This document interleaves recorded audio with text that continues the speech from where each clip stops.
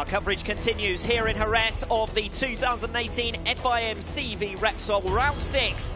We now move on to the first of two races today in the European Talent Cup. With 100 points still up for grabs and not one rider having broken the century mark from 7 races combined so far, all of our young racers today are contenders for the title. But the lead trio in particular have broken away from the rest of the pack as this championship heads towards its final straight. Back-to-back winner Mateo Petacca left Barcelona in June with a 24-point lead, but a crash in the MotoGP rookies back in July left him with a broken arm. His absence from Aragon saw his advantage whittled away. Thankfully for the Italian debutant, the CEV calendar has afforded him a summer break to recover. He returns this weekend, but now as joint leader alongside Javier Artigas. Victor Rodriguez just 4 points further behind. 6 different winners in 7 races. This series really is anyone's to win. Yeah, definitely. Obviously, like you said, Petacca was some pretty bad luck, but he has had a bit of time now to try and get back to strength, at least to be able to compete. So we'll have to see how it unfolds. But Xavier Artigas definitely made the most of that with a couple of second places and then a top 5 as well. So, you know, good game from him as well. It's been anyone's game in this category, one of the most exciting so far this season, where everything's changed sort of race by race. So definitely, I think here at Jerez it should be another thriller. 2 first-time winners for the season last time out in Aragon, so I wonder whether any of the riders up towards the top of the championship standings who haven't yet taken a race victory will be saying, well, this is my moment to try and stake my claim for the title. Victor Rodriguez still waiting for his first victory of the season, as is David Salvador, who will be our pole sitter here today. So we saw a surprise winner last time out with David Munoz, having scored 8 points in the first race, coming up with a race victory in the second. And he is the lowest in the championship standings of our race winners this season. The rest of our race winners, as I said, 5 others, they are all inside the top 8 in the points overall. The one to disregard, of course, is Barry Baltus. But as we build up to race number 1 in Jerez of this European Talent Cup, we have plenty of permutations and possibilities in the championship overall. Yeah, definitely. Like you say, I think it's a little bit of home pressure for a few of these guys as well. You know, there is the Jerez Andalusia Motor Talent team out there. So there's a few guys who are really, really on home turf, not just Spaniards riding in Spain. So that should be, you know, hopefully good experience for them with a little bit more pressure, you know. I'm sure there'll be more people here at the track and everything to race for those guys, and they'll want to put on a good show. But like we were saying, so far this season, genuinely, this is one of the most sort of competitive but also kind of varied competitions we have all this season in any category, really. Everything's changed so often for so many different riders, so it's always a really, really thrilling race for these guys. And obviously on the little bikes, there's some great moves that you get. We're seeing the number 46, David Salvador, working his way towards his grid position, and with some difficulty, it must be said, with such a large number of riders and also a large volume of personnel on the track. So he's weaving his way left and right to try and find his way to his grid slot, but he'll be grateful for that. That's more of a blessing than a curse, having to work his way through to the front. There he is, the number 46, 15-year-old David Salvador, who has been suffering from illness this week, actually, but certainly didn't want to give up his opportunity to race here in Jerez on the back of 4 consecutive top 10 finishes. 6th in the standings, a podium finisher in Aragon. David Salvador, our pole sitter here today as we take a look through the grids. Yeah, like you said, obviously it's quite a long way to the front for these guys. There's a lot of runners in this field, but yeah, only a positive when you know you've got to make all that effort to get through everyone else. That means you're on pole. So great for him, but it is pretty busy down there. It's more like a sort of Monaco F1 grid, really. But that only really is a good thing to see. It's great to see this category so full of different talents from different places. Front row, David Salvador, Javier Artigas and Carlos Torrecilla. Second on the grid, Artigas, the form-man of the moment. A top 5 finisher in each of the last 6 MotoGP rookies races. And similarly consistent here in the European Talent Cup. Not one finish worse than 7th. Only that retirement from race 1 in Valencia that stopped him leading the series at this stage. Yeah, super, super competitive, like we've been saying, and a really, really consistent record for him. So good job, and it's pretty close between second and third on that front row, so that could be interesting. But Salvador really did have an advantage, got a few tenths in his pocket there to take that pole, whereas Torresillas only half a tenth off Artigas' second place on the grid, so should be fairly competitive between these two, but obviously race pace can be a very different story. Carlos Torresillas then, who starts in P3, put in a brilliant weekend in Aragon that in the end only amounted to 11 points. But he starts third for the second consecutive round, and now the 13-year-old will be looking for a first podium of his debut season. Having started outside of the top 20 in the first 2 rounds, his recent results really have represented a massive turnaround. That's the front row then. David Salvador, Javier Artigas and Carlos Torresillas. A look at row 2. Jose Rueda, Matteo Bertelli and Julian Giral. Rueda, one of the youngest riders in the field. You can see it actually when the camera films him. Only turns 13 next month, but he demonstrated in Aragon. He'll certainly be one to watch in the future. 2 podium finishes in the last 3 races, including his first race victory, all in his first European Talent Cup season. Yeah, I think he's one of those, kind of like Denis Onchu in Moto3 Junior World Championship, where it seems unbelievable when you see them out of context that they can ride a motorbike at this level of competition and at these speeds. It's absolutely incredible. But like you say, one of the youngest, also one of the smallest, but a great record so far this season. Matteo Bertelli will start from P5. The 14-year-old Italian, his best qualifying to date and his second consecutive top 10 appearance, starting to kick on now, midway through his debut campaign. And after a 4th place finish last time out in Aragon, he'll be optimistic of holding on to his position here as well. You can see we've got a few fans in as well, excited for the race to get going. Here we have the second of the Estrella Galicia riders, Julian Giral. Great qualifying for him again, and yeah, had some good form this season. Obviously, you can see there a win and podium as well in Estoril. Now we'll be wanting to kick on again a little bit more, I imagine, and knock on the door to that podium here at Jerez. So yeah, it's a good show for him, but he needs to make a little bit of a dent in the top of the standings and the podium if he wants to really move back up where he was at the start of the season. Top performer of anyone in Estoril, Giral, but a dramatic fall in Valencia really has hampered his championship bid. And he looked a little bit off form as well in Aragon. The 16-year-old, this is his first European Talent Cup season, and he set 3 fastest laps in the 7 races we've seen so far. So he's certainly got the 1-lap pace, race pace, as we complete row number 2. Rueda, Bertelli and Giral. Row number 3 now, David Munoz, Pitu Parvalainen and Marcos Uriarte.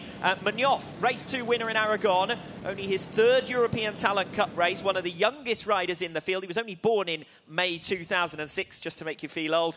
12 years of age, and what a rider he is to watch for the future. 2006. That, honestly, that makes you just want to go home.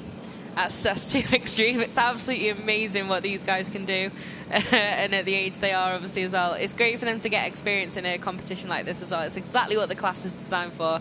And yeah, Munoz, one of the 2 Munozes, with D as an initial first name as well, just to make it even more complicated. It always makes me think of the Bueller in Ferris Bueller's Day Off, but good form for him. And yeah, they're one of those on real home turf down here, Jerez Andalusia Motor Talent Team. So it'd be interesting to see what he can do here, obviously coming off that back of that great performance at Motorland.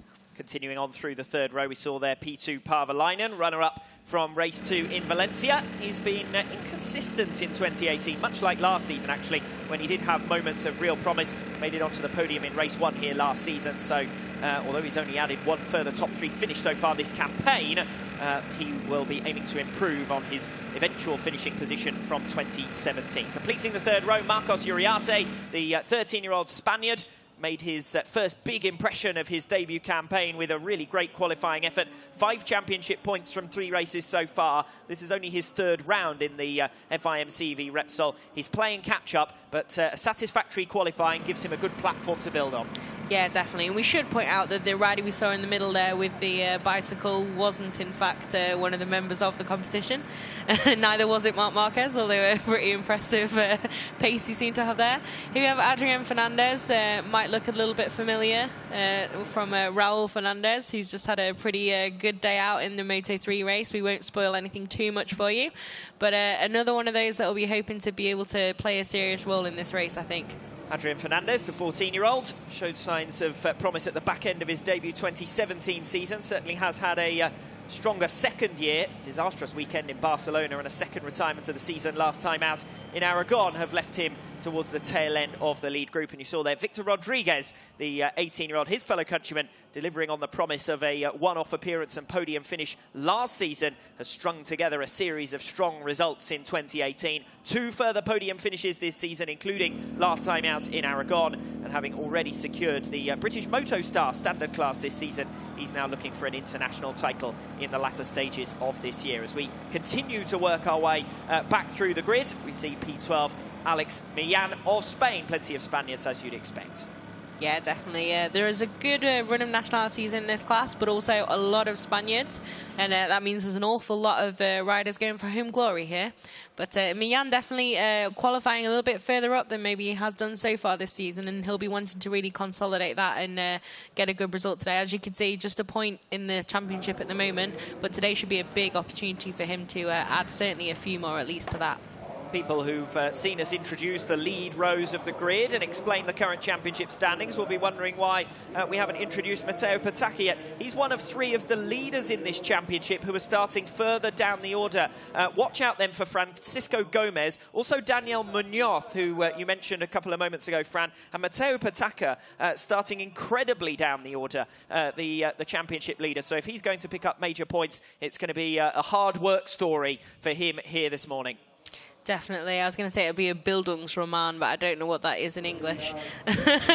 It's definitely one of those kind of days where a few people could make a serious kind of Hollywood movie storyline of it from their starting positions, but we'll have to see. Francisco Gomez obviously has been a race winner this season. Again, 14th would be pretty impressive to get really up in that front fight, but he definitely is possible in this class. You can really make a lot of progress, I think. Obviously, lap times pretty tight, but you can definitely make up a gap in the ETC, and you can also use that slipstream to your advantage. Francisco Gomez was the winner of the last European Talent Cup race here in Jerez. His first win at this level, and that was last season, of course, added 2 further podiums in back-to-back rounds at the start of this campaign. He's dropped off somewhat since then towards the back of the grid and out of the points in Aragon, a weekend to put behind him as he lines up in P14. The riders look like they're just about ready to set off, and well, it would be a braver person than I am to try and pick a winner out in this group, because we've got championship contenders right the way further down the order. As we take a look at the grid in full then, we've said it already, plenty of Spaniards, and they form the majority of the front 3 rows of the grid, including a top 4 lockout ahead of Matteo Bertelli, one of the standout performers in qualifying. Artigas second for the 3rd time this season, for the first time behind Salvador, who claims his first CEV pole. Plenty of surprises further down the order. Victor Rodriguez, 3rd in the championship, has left himself, as Fran said, with a lot of work to do from outside of the top 10 on row 4. Valencia winner and former championship leader Francisco Gomez starts just 14th, and after taking pole in Valencia and a first victory in Aragon, Daniel Munoz has the toughest task of his debut season so far, as he attempts to come through all the way from the 7th row of the grid, having qualified 19th. Just half a second separated 5th to 17th on single lap pace, so we can expect some customary European Talent Cup pack racing. The biggest story of qualifying though, Matteo Patacchi, the championship leader, on his return, qualifying all the way down in 38th, and I suspect that that's his weekend pretty much over. We knew he had he was carrying an injury coming into this weekend, and injury clearly still plaguing him, because his second session he only run a couple of laps, and since we didn't see him on the graphic there, I suspect that he is withdrawn from the action here today. Yeah, it would seem so, definitely. And if you did hear that bang of interruption there in the background, apologies. It was Nico Tirol, 2011 125 world champion, I think attempting to find our colleagues at Movistar to join them in the commentary box. But definitely a very surprised Tirol there. Obviously also just been announced as a rider in Moto E for the Ángel Nieto team, so pretty exciting. But those of you who maybe are super fans of Tirol, you might want to switch over to Movistar commentary from now on. I think you're going to get a nice treat for you. But now we're on the warm-up lap, you can see you really get, I think, the full kind of the full Monty when you see all these guys on the warm-up lap, obviously not race speed and all so close together on track. You can see really how many riders there are lining up on this grid. It is pretty incredible to see, and it's a very, very full grid and a very, very competitive one as well. So it should be pretty exciting, I think, this race. Look, flocking round. It's almost like, you know, at the end of some events here in Spain, they'll open the track for a lap at the end for you and your bike to enjoy it. Obviously not a race pace lap, but it kind of looks like one of those, you know, parade lap, everyone out on a nice Sunday jolly. But these really are all going to now line up and race each other at once. It's really incredible to see. And statistically speaking, at least, they're all still in the race for the championship. We do always like to talk about the championship battle in the latter stages of the season. 100 points up for grabs in the remaining 4 races of this category. 82 is what our leader's score is. So theoretically, at least, literally anyone on the grid could still win this title. This is one of the amazing things as well, when you have had such an up and down year with so many people scoring and then not scoring and inconsistency throughout the field, and when it's so competitive, yeah, genuinely pretty much anyone's game. Obviously it would be quite incredible if one individual previously not having scored were to take every single win and everyone else would fail to score, but you know, genuinely you can never write anyone off. Who knows, we've had a little bit of a break and now we're back. Maybe someone's really unlocked the secret to their pace and now they're going to make a real attack on the front. And particularly because only one rider has managed to win 2 races so far this season, which is Matteo Patacca, who has withdrawn through that injury. We knew he was carrying an injury into the weekend, and I don't think any of us are too surprised when, on the basis of yesterday, seeing just a few laps done in the second session by the current championship leader, that he's given second best to that injury. Probably tried to come back a little bit too early with that championship lead in his pocket. Yeah, definitely. It's a bit of a shame for him as well, especially because we have 2 races here, so it's 50 points. He's essentially going to maybe give up, but we'll have to see. Obviously, it's on these guys to try and outscore him, and maybe they won't. So we'll have to see. At the end of this race, we'll have our first clue. Monthly scoring in the FIM CEV Repsol, so he will have time to recover before Albacete next month. As we build up to race number 1 in the European Talent Cup here in Jerez, the riders watching the lights, and we are underway. Fast up from the number 31, Adrian Fernandez, from down in 10th position. So it'll be interesting to see where he shakes down, because he cut straight to the inside line into the first turn. He's made up quite a significant number of positions, but so far so good. We've talked about it with Pack Racing. The leaders have made it safely through the opening turns, and it's Carlos Torrecillas who takes the whole shot. Yeah, it's always super impressive for these junior guys to make it all the way through there with no contact, no drama at all. Really great job. Obviously, you didn't even manage that last time out in MotoGP. So great to see that. And everyone's in the game still. And getting a bit racy there, though. Have to be a little bit careful. Don't want to speak too soon. Ironically, commentators curse them immediately. But yeah, great start for those guys. And like you say, Torrecillas in the lead. And yeah, great start off that front row. It seemed like off pole, the number 46 there, just getting a little bit bogged down was Salvador, so he'll have to make his way back through if he wants to get back up there. Side by side for the lead as Artigas comes through down the inside of Torrecillas. Torrecillas now has the inside line and comes back through immediately. Position battle for 4th as well, as we see the race start to shake down. Rueda's come through into 3rd place. The top 2 really have tried to make a bolt though, and Rueda still under pressure for the number 46, David Salvador, as well. Yeah, definitely. If you look at the moment, it's a 2-man battle for the win and then about a 40-man battle for the podium. But so far those top 2 have made a little bit of fresh air, but like I said, in the sort of build up to the race, it really can change very quickly in the ETC. It's a little bit deceptive, I find, at times, compared to a few of the guys in Moto3. Obviously, they are all learning as well, so they don't really have that consistency that sometimes you can find in the most veteran riders in the Moto3 class, such as Fernandez, Pagliani, etc. Nice move there to move up the inside from, I always want to call him Balotelli. Obviously, that is not his name. But great move there, and this duel for the lead looks like it's going to continue again into turn 1. Artigas down the inside of Torrecillas to recover the lead. Rueda in 3rd. We saw Fernandez and Bertelli battling it out over P5. They've got to watch that Rueda, Salvador and the other 2 leaders don't disappear off too quickly. They're swapping positions quite relentlessly, these 2. Artigas coming all the way around the outside, remains in front of Torrecillas. Rueda has bridged that gap. Salvador has gone with him. 4 at the front now as they go side by side for the lead, and the number 95 is cutting down the inside. Rueda from 3rd at least takes 2nd position, but at this stage of the race, still plenty to play for. Yeah, definitely. Rueda just got all that hooked up perfectly, and now is taking the lead as well. It seems maybe not quite. I wonder whether Artigas was just trying to not give the slipstream up to the riders behind him, went totally over to the other side of the track. He has managed to claim the inside line and remains ahead of Rueda, with Torrecillas trying to get back in there as well. Plenty of battling at the front of the field, and I now think Bertelli's joined them for a 5-rider scrap. Yeah, definitely. I think Rueda's looking pretty racy now. Going to make that stick down the inside. Nicely done. He just got it hooked up so perfectly before when those guys were battling and just had so much more momentum. And now he's in the lead. It will be interesting to see if he can keep that together. A little bit of a twitch there, maybe, going through there.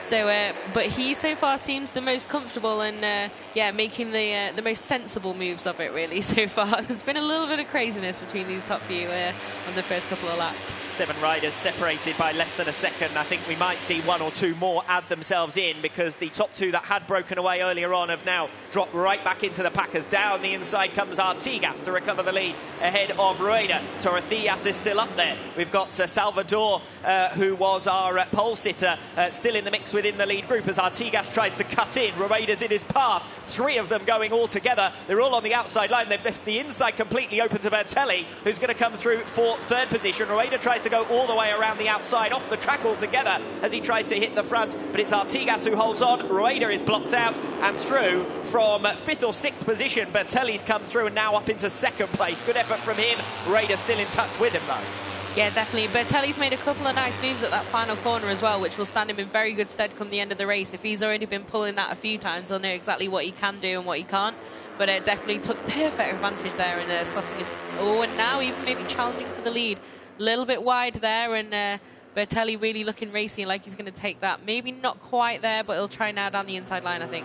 Bertelli then coming the long way around into the braking zone on the outside, sees the path blocked by Artigas, who moves across him. Artigas has run a little bit too wide, though. Bertelli's going to have the cutback and the drag race down to turn number 7, but it's Artigas who has track position at the inside line and holds on. Artigas then ahead of Bertelli in 2nd place. 3rd is with Adrian Fernandez, who's done a great job to move up a few positions. Torrecillas relegated down to 4th, and where is Rueda in all of that? He's ended up pushed down to P5, but we're still in the situation of a group of 8 riders all together as Rueda starts to get bullied a little bit and relegated down to 5th position.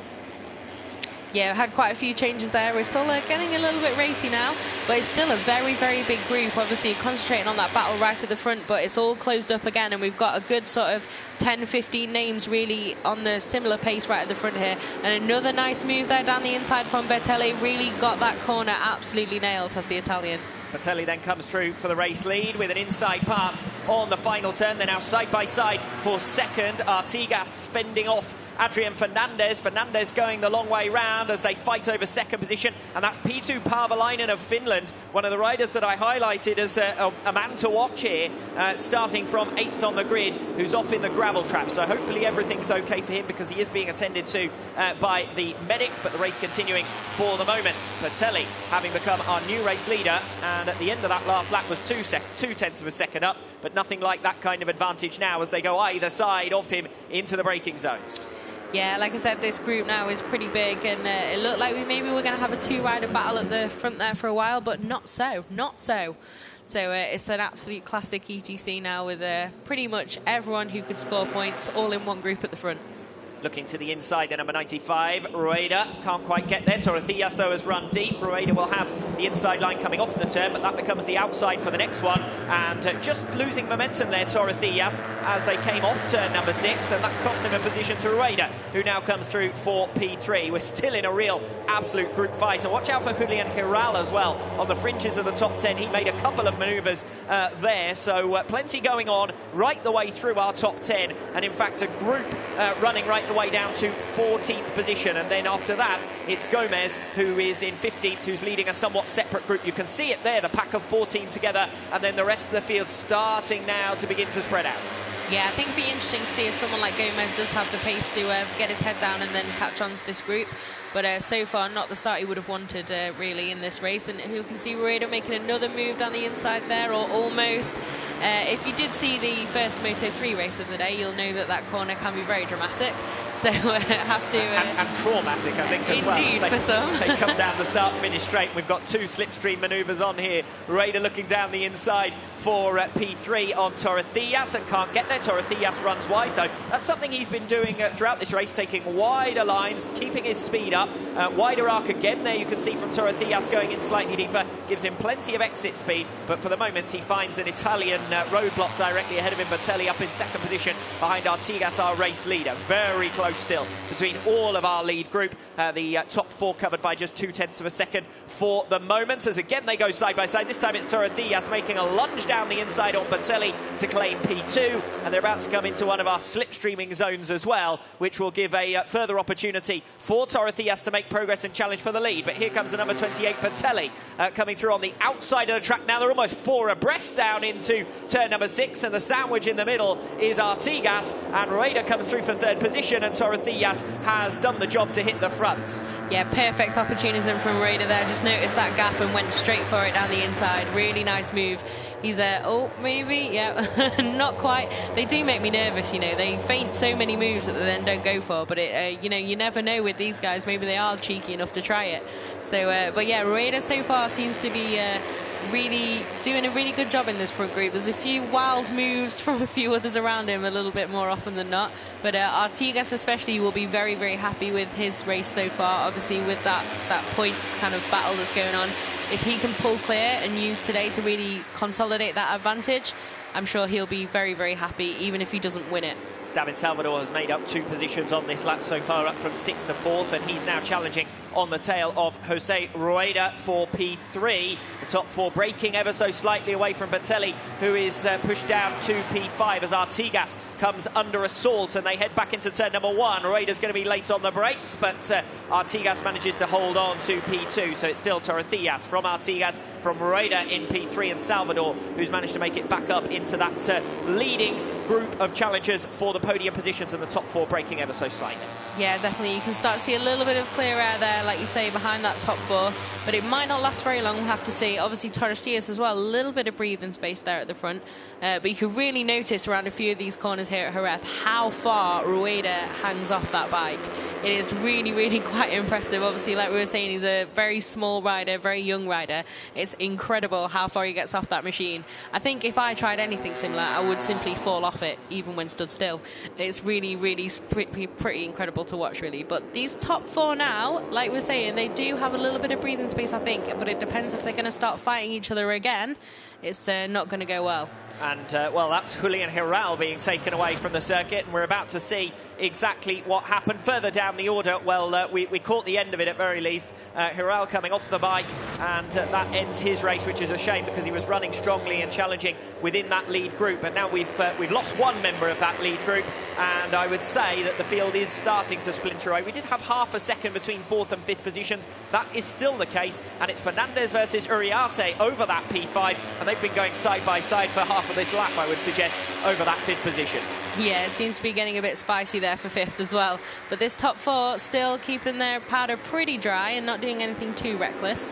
You see Rueda a little bit wide into that final corner there. But yeah, a bit of a strange crash for his teammate there. Obviously, you didn't see what happened with the bike, but a pretty strange situation to find yourself in. Obviously, he was up and okay, which is the main thing. But yeah, we'll have to see if we can see what happened there at some point. Rueda cutting down to the inside line, attempting to take second position away from Artigas. It's still Torrecillas who leads ahead of Artigas in second, Rueda in third, and then a bit of a gap to 4th position. Let's take a look at this replay right on the in the fringes of your shot there, 2 riders down. So one of them, Danny Munoz, a bit of a heartbreak there for him on home soil. Not exactly sure. We did see the replay, but we saw it from the wrong angle, really, to tell who has the right to. He's not happy. Yeah, but you know, I think any rider, even if they watch it back a couple of days later and see they're completely at fault, in the moment you're always yelling at the other guy. So you know, didn't really see exactly what had happened there, but both riders up again, which is the main thing. But a bit of a disappointment for Munoz, especially here at their home track. Artigas passing Torrecillas down into turn number 6 to pick up the race lead. So another change of position for top spot, and David Salvador has bridged that gap now. The top 4 in a group together. Uriarte and Fernandez are now also within 0.8 of a second. So we've got a group of 6 separated by less than a second, and Matteo Bertelli is trying to stay with them as well in P7. So we see the graphic there saying leading group, and we really could have probably said that throughout this race. We've had a leading group for the majority. David Munoz has managed to tag himself onto the back, so disappointing day for one Munoz, but the others still up there in P8. And then a gap of a second from 8th to 9th. Victor Rodriguez dropping out of contention for victory at the moment, at least, as Torrecillas makes a move down the inside of Artigas to hit the front once again. Torrecillas has been very keen to lead from the front in this European Talent Cup race. He might lose that position immediately on the start-finish straight, though. Having picked it up on the last turn, you make yourself extremely vulnerable then to a slipstream pass into turn 1, which is exactly what happens. Artigas leads once again. Yeah, exactly. Obviously, into that final corner, if it's not the final lap of the race, you're going to lose out a bit in that slipstream battle unless you have a serious gap coming out of it. So, yeah, it's going to be pretty interesting, I think, because a few of these guys really shown they know exactly how to nail the perfect pass at that final corner, which could be pretty interesting come the final lap of the race, when, of course, they're not going to get passed again because the start-finish line is well before they're going to be able to take it back from the slipstream.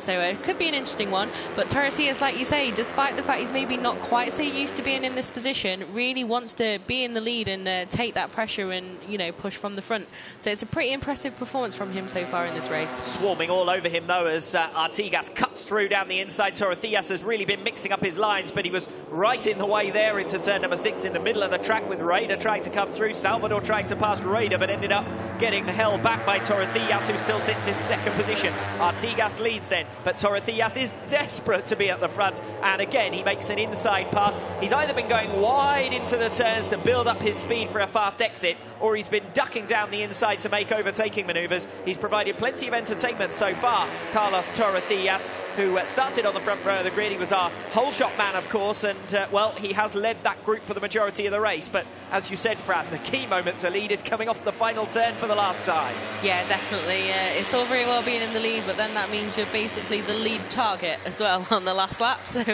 you know, if you've got a bit of clear air behind you, that's great. But if not, then it could be a serious risk, as, like we've said, we found out earlier today.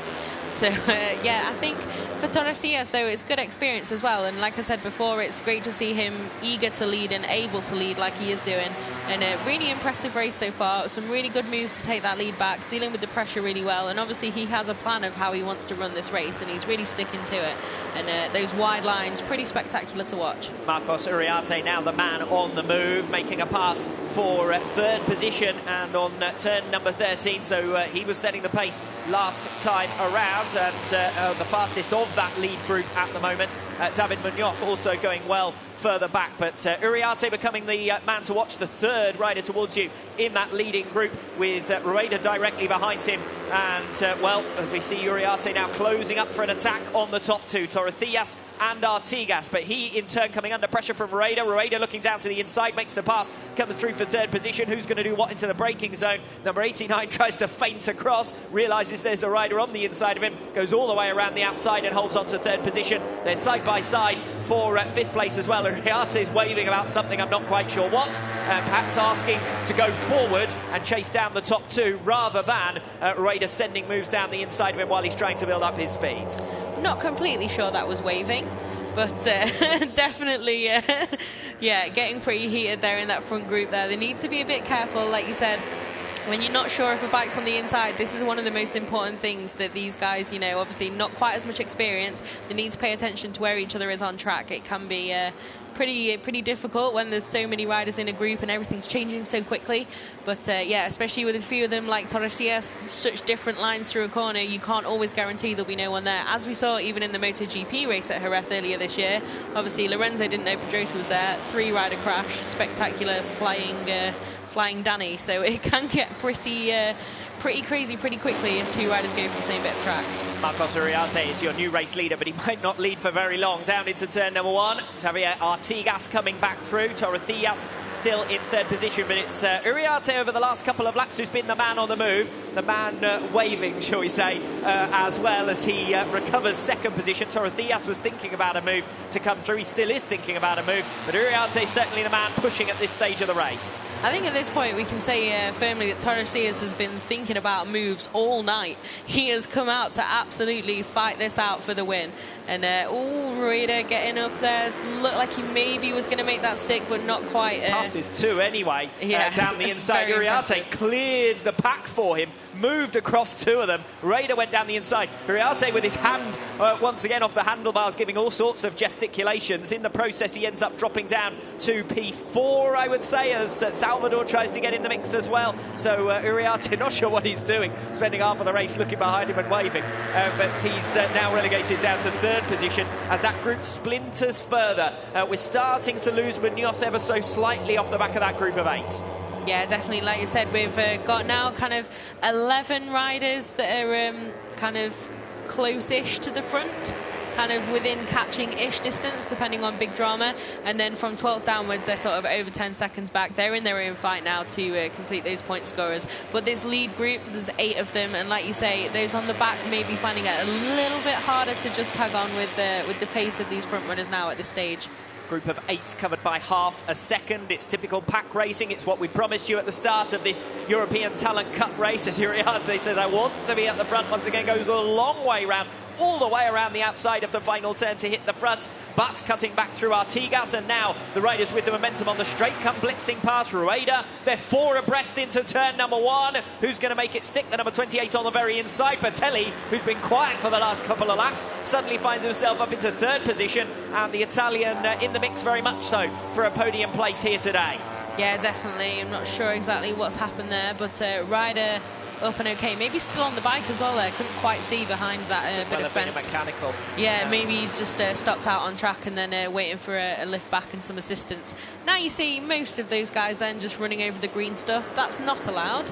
He can do it, obviously, if it is a mistake or you end up running wide at one corner. That won't be penalised at all. If you make a habit of it, that's when it will become a problem and we'll start to incur penalties. So, yeah, so at the final corner, most of them keeping it pretty much on the track, not taking too much of that green, but there was really a little bit of another level. And I think we're going to see. There it is. So it was a tap to the back of the bike. Follow me. Yeah, of course. And then immediately they come and pass him and push him down to 5th position. Rueda challenging now on the inside of Artigas. But what Uriarte wanted, I think, was to set the pace out in front for everyone to go as a group. But the slipstream advantage means it's next to impossible to be in that situation. At the moment, we're seeing the top 6 ever so slightly breaking away from David Munoz. And Carlos Torrecillas has ended up at the rear of that group. He has now passed Munoz once again to come through for 7th place, but those two certainly do need to go together because they've got that group up ahead of them now. Yeah, definitely. Don't know if there's been some little moment or something for those guys that we've not seen, because obviously Torrecillas has really been setting the pace at the front. But yeah, I think that tactic usually, the Uriarte tapping the back of his bike, obviously saying follow me, that's more normal. Getting a bit of crazy in there as well. Again, you saw Uriarte on the green stuff there on the outside. You'll have to watch that. But yeah, especially in Moto3 is where you most commonly see that, when you have sort of a second group that's chasing down a leader that has a gap, you know, saying obviously I have the pace to pull us up to this guy and catch him, so stick with me. This situation, when you're already in a bit of a crazy front group, I'm not really sure what he's trying to get across with that, but the group's already broken. You know, yeah, exactly. This group has broken away and no one seems able at the moment to make another break and really go for that win and kind of leave a few of these guys behind. So pretty similar pace for these guys so far, and Torrecillas seems to have kind of got back in that on the back of this group again and tagged in, so not much to gain really from following one of them. Did say that Bertelli was the man on the move last lap, and he has managed now to hit the front, but he loses that position into our favoured passing position, and into turn 6 he is pushed down to 2nd place. Jose Rueda is still with them. Uriarte leaving the track once again. Normally don't emphasise it too much, but he has actually been given a warning now for exceeding track limits at number 89. I'm not sure he's gaining much by doing it, to be perfectly honest, but he is certainly abusing the outer limits of the track designated by the white lines and indeed by our rumble strips. And so race direction just giving him a little rap on the knuckles. Whether he realises it in time to reform his behaviour remains to be seen, because he has been stretching the limits so far here today. Yeah, definitely. He's just really, you know, a few really visible occasions as well that he's done it, you know, a little bit here and there when you just like there. Torresias, obviously, he's just run a little bit wide, and he's not noticeably been doing that every single time around certain corners on the track. But Uriarte definitely has been just using that green as and when, and needs to make sure he's a bit more careful with that so he doesn't get a time penalty. Because especially when you've got so many riders in this front group fighting for the win, you get a time penalty half a second or a second, you're way back outside the top 10 almost. Artigas managing to defend against Rueda into turn number 1. Batelli pushed down to 3rd place. And the number 31, Fernandez, up with them in P4. Artigas really having to defend through that switch back there. And Rueda looks like the rider who wants to be leading on this lap, and he does indeed come through down the inside. Switch back now from Artigas as they remain side by side. If they block one another out here, which they do, number 28 Batelli is going to be back down the inside. We really have a group of 8, all separated by half a second once again. So Torresias has managed to make up the lost ground for whatever that issue was earlier on. He's very much in with this pack. Rueda leads them down into turn number 6, but not for long. Artigas down the inside, Batelli as well. Number 31 Fernandez. A group of 4 coming around the turn together, and they've got to be oh so very careful so that we don't end up one of those multi-rider pile-ups like the opening race we saw here today. Definitely. I did start to squint slightly and didn't want to watch there. There's 4 into 1 does not go, but they all made it around there just about cleanly. So yeah, they'll have to be careful though. It's already getting pretty crazy, and we still have 2 full laps after this one to go. So yeah, some crazy racing here, but so far pretty clean and good respect between these guys. So, you know, it should be a good battle to the end, I think, and it looks like we're going to have this whole group right there to the finish line. And where on earth do you want to be in this group at the moment? Leading at the front, not so much. Probably in the middle of it. You don't want to be at the back because it leaves you too many passes to have to try and make. But we saw Uriarte in 1 lap make up from the back of the group and end up at the front. So it's entirely possible. He now goes all the way around the outside at turn number 13, which is something he's liked to do throughout this race. He is swerving as they come down the straight. He's trying to tuck in behind Artigas. We've got a separate slipstream battle on the outside of the track with 4 abreast again coming into turn number 1. Batelli tries to surprise them all. He does surprise most of them and comes through for 2nd position. So this on the last lap is going to be absolutely crazy. Batelli holding 2nd place for now. They're side by side for 3rd position, and Uriarte now takes that 3rd place. Yeah, you can see Bertelli there again making a great move at the final corner. I think he's going to be one to watch. I think he's definitely made sure he knows what he's doing through there. He knows how he's got to do it to really make that stick and be ahead before the line. And I think it's pretty interesting because he's done that the same way quite a number of times compared to the rest of the field, who seem to have been a little bit more opportunistic. But it's going to be, I think it's going to be a pretty interesting battle. He's got to make sure he's in the right place to be able to make that move, though, and that's all going to be down to tactics, like you were saying. Where did Fernandez come from? He was 5th, I think, at the start of this lap. He led briefly. He's now 4th again. Oh, and we've got a faller straight into the back of Fernandez. I think that's Torresias. And on turn number 6, he was on the inside line, and he's clattered straight into the back of the rider directly ahead of him. So we've lost 1. 1 down, and still 7 to go, I suppose. 2 laps remaining, or less than 2 laps remaining now, and a first dramatic incident of the race for the number 14. So you have a very optimistic view of how many of these guys are going to cleanly cross the line then. No, that's a real shame for Torresias. He's been a real superstar of this front group in this race, but obviously for him, he's not in the title fight, so he can take a lot of heart from his performance, and there's another race later in the day, so he can have another crack at it.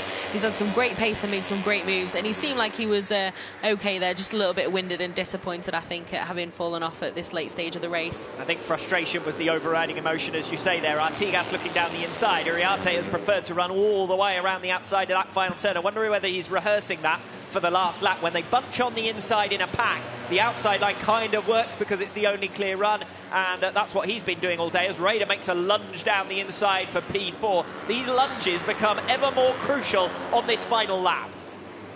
Yeah, as you can see, Torresias up and okay, at least. Just definitely the emotions hurting more than the physical, I think.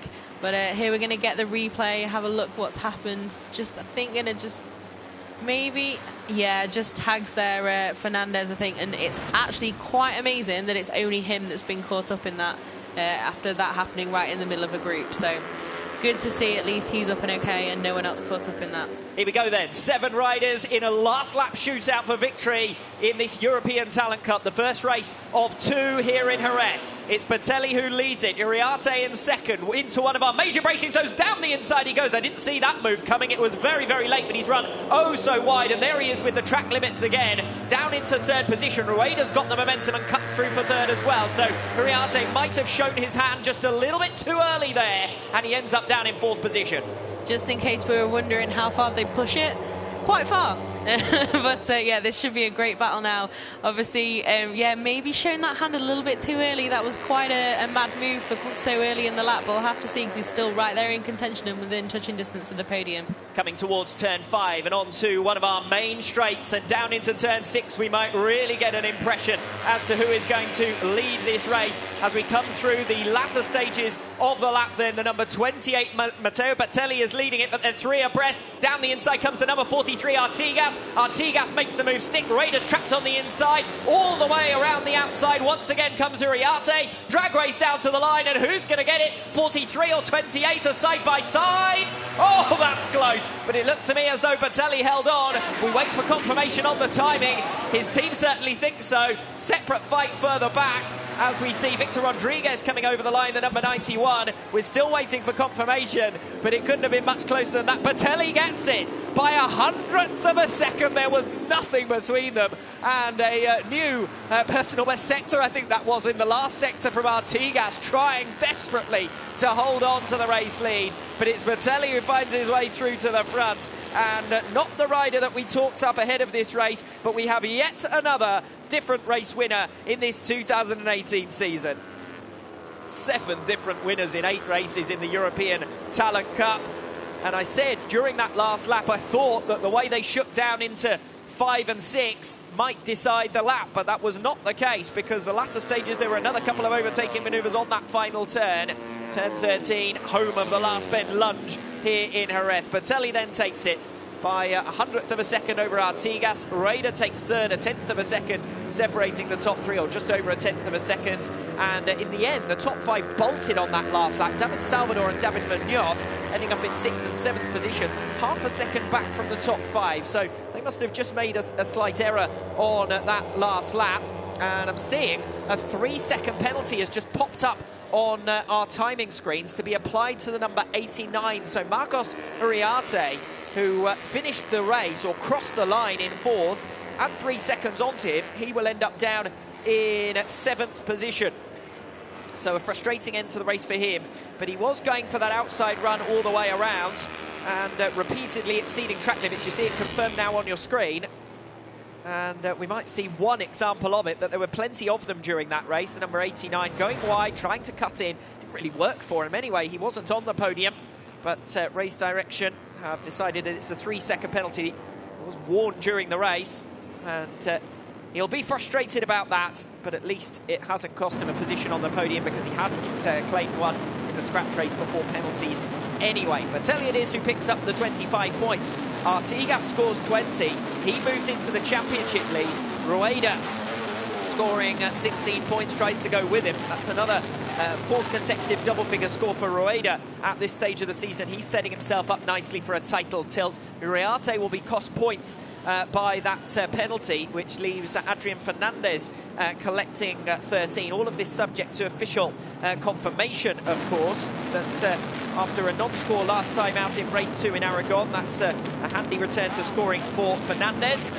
No one happier than our race winner, though, Matteo Bertelli. We've seen plenty of surprises in 2018 in the European Talent Cup, and Bertelli from 5th on the grid, getting things absolutely right there. David Salvador, who was fairly comfortably fastest in qualifying, a few tenths of a second he had in his pocket, didn't have the same advantage in the race, and he finishes 6th, but he'll get the points for 5th after that penalty for Uriarte. So we're going to see confirmation of that result. And it's a victory for Bertelli ahead of Artigas and Rueda. As I've already said, Uriarte with that 3-second penalty moves down to 7th place. Salvador and Munoz then gaining a position as a result of that. And as Fran said earlier, when you're in pack racing like that, 3 seconds doesn't sound a lot, but it ends up dropping you quite a number of places. Imagine if he'd been at the front of that group and ended up in 7th, he would have been even more disappointed than that. A whole block of Spaniards, 8 of the top 9. Incredible stuff for them. And the first of our Frenchmen, Furlan, in 10th position. Plenty of different nationalities, but most of them further down the order. It's the Spaniards who really dominate in this European Talent Cup in 2018. The exception to the rule, Matteo Batelli, the Italian, taking race victory #1 here in Jerez. And all of these riders will be back for more later on here today for race #2, which on the evidence of what we've seen so far here in Jerez will be another cracker. I really expected it to go off just as it did in the first race of the day in the latter stages there, as they all went side by side. On a couple of occasions we were 4 abreast, but it did settle down a little bit more on the last lap than it did in our opening race in Moto 3, and thankfully just the one rider ending up in the gravel trap from that lead group, which was So an incredible race here today, and you've taken your first win. What can you tell us after the race? Yes, I'm very, very happy. Thanks the team, Paolo, my dad, my family. Thank you very much. Ciao. E anche in italiano, che se ci puoi raccontare della gara? Ok, sì, è stata una gara veramente difficile, faceva caldo e niente, sono riuscito per fortuna con la mia moto che va forte a fregarlo all'ultimo. E dai, ringrazio Paolo, i miei genitori e la mia famiglia. Ciao. Grazie. Just explaining he's very grateful for the fact that his bike was able to give him all of the speed it did in that drag race down to the line, because it couldn't have been much closer than 100th of a second between Batelli and Artigas up front. Plenty of highlights then in race #1 of the European Talent Cup here in Jerez. We'll leave you with them before our podium.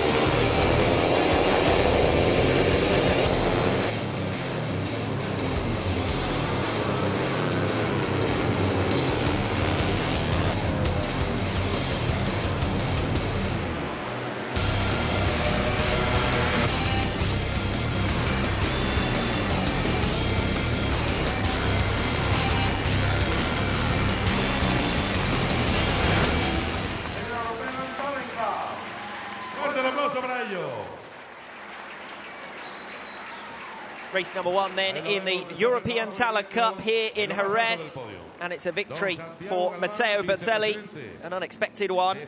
Finished 4th position last time out in Aragon, his best result of the season until this race, but he certainly stepped it up for a victory there.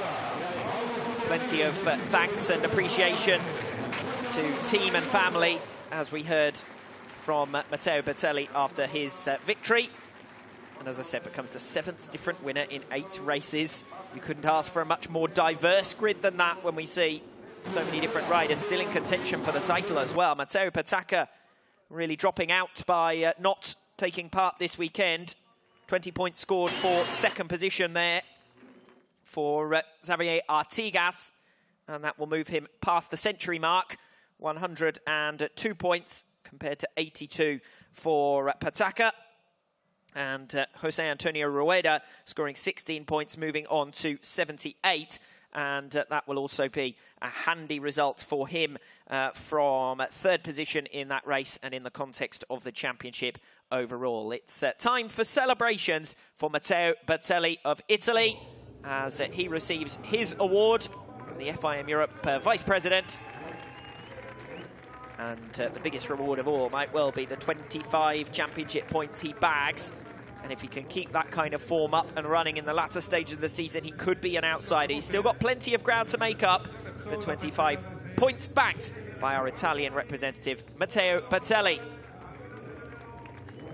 So he receives his check for free Repsol fuel, which will also go down well with the team. I'm absolutely sure of that. Matteo Bertelli, your winner here in Jerez. Shortly we'll hear the Italian national anthem.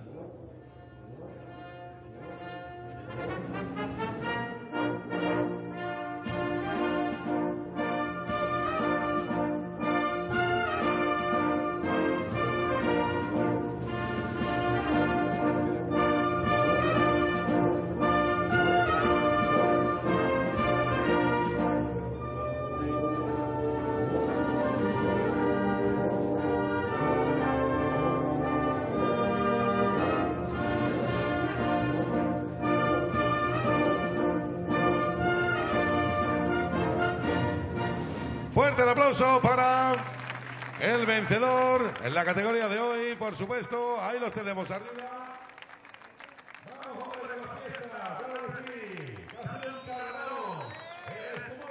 Celebration then for our European Talent Cup riders. Entertaining race they provided. We've seen 2 great races so far, which leaves our Moto2 boys with plenty to live up to. 6th round of this 2018 FIM CEV Repsol from Jerez. And we have a new championship leader, Javier Artigas. Time to pose for photos. And it's another one of those days where, of the top 4 in the championship, only 1 has scored major points. And a rider down in 13th in the standings picks up the 25. So here's a look, confirmation. I have run you through already, but we've got 7 Spaniards in the top 8. Just the one Italian, Matteo Bertelli, non-scorer, of course, after withdrawing. Artigas leads it by 16 ahead of Victor Rodriguez. Jose Antonio Rueda, who was in the mix for much of that race, sits on 78. Still inside the top 5. You're seeing a lot of familiar names, a lot of riders who were in contention in that race. But there were riders, David Munoz, Adrian Fernandez, and Matteo Bertelli, who picked up major point scores, double-figure scorers from further down the order in the standings. This championship is a long way from run just yet. There is Bertelli moving up to 10th from 13th with the 25 points scored there. That's 38 points in 2 races for the Italian. So strong race from him. The 2 Munoz directly behind David and Daniel. And P2 Pavalainen, who of course ended up in the gravel trap. He drops down from 11th to 13th in the standings.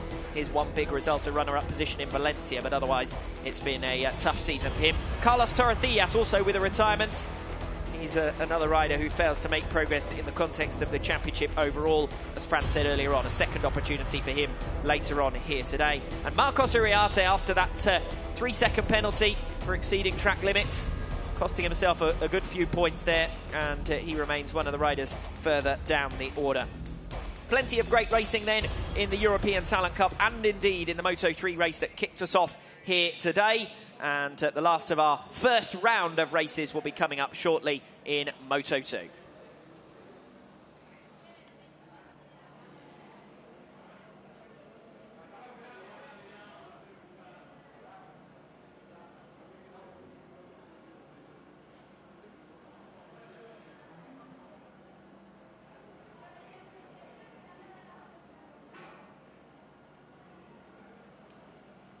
Fran rejoining me. 2 great races so far here today, and let's hope that the other 3 later on this afternoon provide us with just as much entertainment. We've seen some really exciting pack racing so far. Yeah, definitely. Obviously now Moto2 is going to be a little bit of a different beast, but has its own thrills, definitely. And yeah, the ETC there putting on a really good show. And obviously great for Bertelli to have taken those few points off his teammate's key rival. Is a big storyline there, and as well as it being his first win and obviously a great day for him, it's also good for the team overall. So yeah, it should be interesting to see how that changes in race 2. Obviously, as we saw a few of those front runners there not quite taking home the points they probably felt they deserved after their pace throughout, but you got to be in it to win it. And definitely could be an interesting one in the second race, because currently now Pataka's 20 points off the top, so that's not actually so far. We'll have to see how that changes after race 2, obviously, with him absent. If he ends up 40 points behind, that becomes a little bit too much. So, yeah, we'll be looking out in race number 2 to see how his main rivals get on. I would suggest that he's probably dropping out of contention for a title. He's going to come back, and we clearly came back this weekend and wasn't 100% fit. So the expectation of him returning in Albacete and immediately being able to make up massive points deficits, I think that's going to be a tough one for him as we come to the conclusion of race number 1 in the European Talent Cup. Great action so far, and more still to come here in Jerez.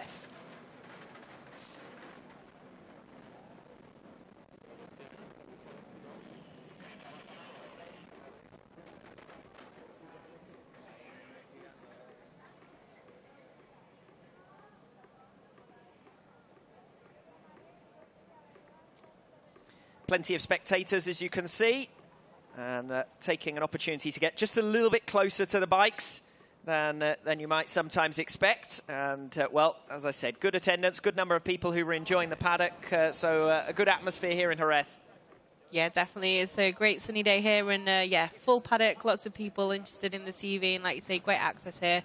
So, yeah, should be a good day of racing. We've had 2 corkers so far, and soon we'll hopefully have another one with Moto 2. Moto 2 European Championship comes next.